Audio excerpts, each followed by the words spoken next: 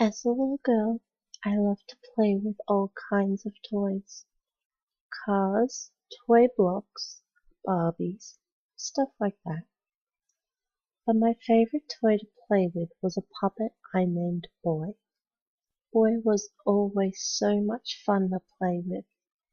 He had black button eyes, a pink button nose, a stitched-in smile, orange yarn hair, a green and yellow striped shirt, bright blue jeans, and red tennis shoes. He was always so kind to me. When I was sad, he would comfort me. When I was angry, he would calm me down by telling me funny jokes. I have told Mama time and time again that he could talk, but she dismissed it as something a kid would say. She never believed me. When I started kindergarten, I took Boy with me on the first day. The teacher paid no attention and the other kids thought it was cool looking. One kid asked if he could hold Boy. I told him no because Boy was all mine. Even Boy disagreed. The kid got angry and took Boy by the arm and tugged on him. Boy's arm was ripped right off.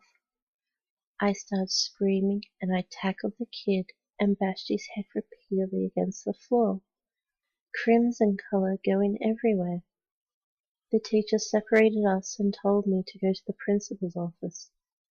I picked Boy and his arm up. "Are you okay, Boy?" I asked. He sighed and nodded. I'm fine. We just need to sew it back on and get more revenge on that kid. "How?" I asked, turning my head to the side.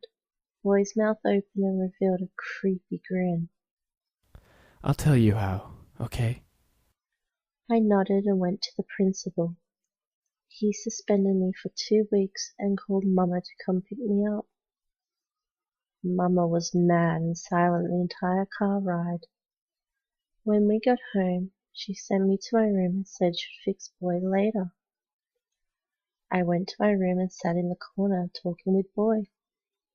Okay, Marionette, here's what I want you to do. Boy whispered. I'm going to go inside your body and we'll find the boy and we'll get payback. I smiled and nodded. Now, open your mouth, Mary. Boy instructed. Mary, no matter what, you must not make a sound. Understood? I nodded. Boy closed my eyes with his one arm and I opened my mouth. He crawled inside and it burned inside. It felt like fire was burning me from inside out. I dared not make a sound, though tears were going down my face from the pain. Finally, I felt my heart stop and my blood stop moving. I opened my eyes and fainted. I woke up in my room later, but it was dark. I couldn't see anything.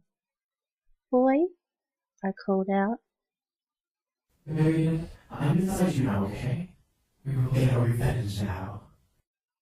Boy said from inside my head. I stood up and opened the window, falling 3 stories down. I walked to the kid's house and picked the lock. I opened the front door and went down the hall and opened the first door I saw. The kid laid in his bed sound asleep. I shook him awake and he looked at me. "What are you doing here?" the kid sneered. I said nothing and the kid sat up in his bed. I raised my hand, making the kid raise his as well. I made him move his hand to his left arm. "What are you—" I shut the kid's mouth and only muffled screams came from him. I made his right hand grasp his left arm and made him start pulling. Tears went down his face as his arm was completely ripped from its socket. I got close to his face. "Payback," I whispered.